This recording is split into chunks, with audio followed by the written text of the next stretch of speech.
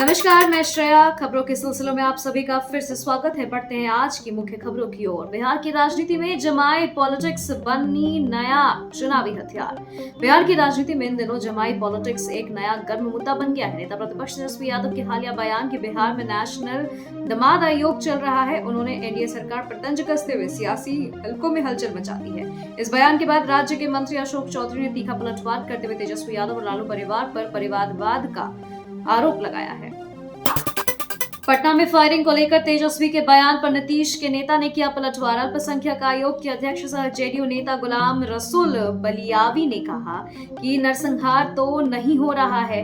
तेजस्वी यादव को उस दिन को याद रखना चाहिए जब बिहार नरसंहार से पहचाना जाता था। अब उस बिहार में आज यदि क्राइम होता है तो तुरंत कार्रवाई की जाती है। जिन अपराधियों ने फायरिंग की उसे पाताल से भी ढूंढ निकाला जाएगा।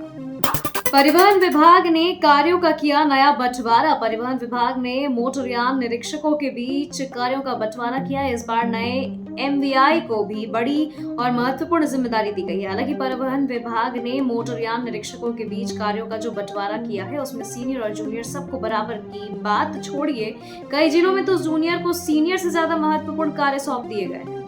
प्रधानमंत्री नरेंद्र मोदी के सामने मुख्यमंत्री नीतीश कुमार ने क्या कहा? प्रधानमंत्री नरेंद्र मोदी 2025 में 5वीं बार बिहार आए हैं। पीएम मोदी के कार्यक्रम में राज्यपाल, मुख्यमंत्री के अलावा कई केंद्रीय मंत्री मौजूद थे। वहीं मुख्यमंत्री नीतीश कुमार ने कहा कि पहले वाले राज्य में क्या था, शाम को कोई घर से बाहर निकलता था, आज वो लोग प्रचार प्रसार करता है।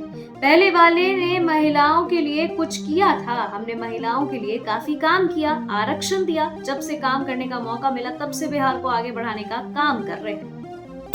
सिवान में मोदी मैजिक खुली जीप में पहुंचे मंच तक। प्रधानमंत्री नरेंद्र मोदी शुक्रवार यानी 20 जून को यूपी के कुशीनगर होते हुए सिवान जिले के जसौली में पहुंचे। खुली जीप में रोड शो करते हुए मंच तक पहुंचे, जहां मुख्यमंत्री नीतीश कुमार, डिप्टी सीएम सम्राट चौधरी और अन्य एनडीए नेता मौजूद थे।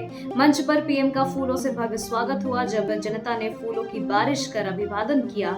इस दौरान मंच से भी मोदी जी का स्वागत के नारे लगते रहे। लोग खड़े होकर खुली जीप पर सवार नरेंद्र मोदी के आगमन का वीडियो मोबाइल में रिकॉर्ड करते दिखे। पीएम मोदी पर हमलावर हुए आरजेडी प्रदेश अध्यक्ष राबड़ी आवास पहुंचे। आरजेडी प्रदेश अध्यक्ष मंगनीलाल मंडल ने कहा कि पिछले कुछ महीनों में प्रधानमंत्री नरेंद्र मोदी 3 बार बिहार का दौरा कर चुके हैं। उन्होंने इसे चुनावी साल की रणनीति बताते हुए कहा कि एनडीए और जेडीयू में एंटी इनकम्बेंसी की स्थिति है, जिसके कारण सीएम को बार बार बिहार बुलाया जा रहा है। मंडल ने दावा किया कि विपरीत राजनीतिक माहौल के बावजूद पीएम के दौरे का कोई सकारात्मक असर नहीं होगा, बल्कि उल्टा ही प्रभाव पड़ेगा।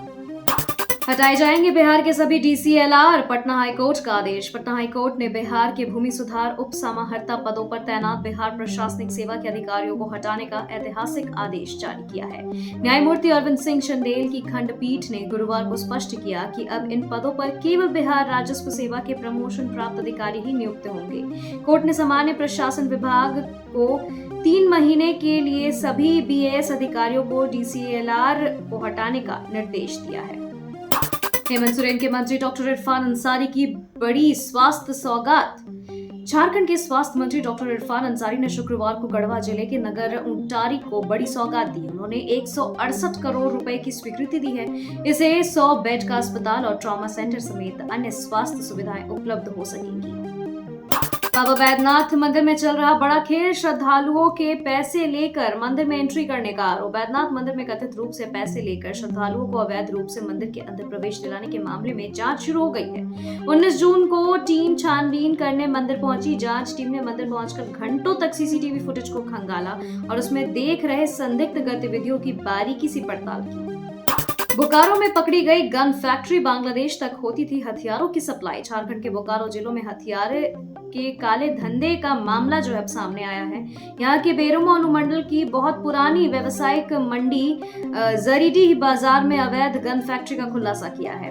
भारी मात्रा में अवैध अर्धनिर्मित हथियार के कई पार्ट्स, पुर्जे, हथियार बनाने की सामग्री और लेथ मशीन सहित अन्य कई सामग्री सहित करीब 50 कार्टून शराब मिले हैं। वहीं हथियार बनाने वाले बिहार के मुंगेर और खगड़िया के रहने वाले 2 कारीगर गिरफ्तार भी हुए हैं। खबरों के सिलसिलों में फिलहाल इतना ही। बने रहे डिजिटल इंडिया न्यूज के साथ। नमस्कार।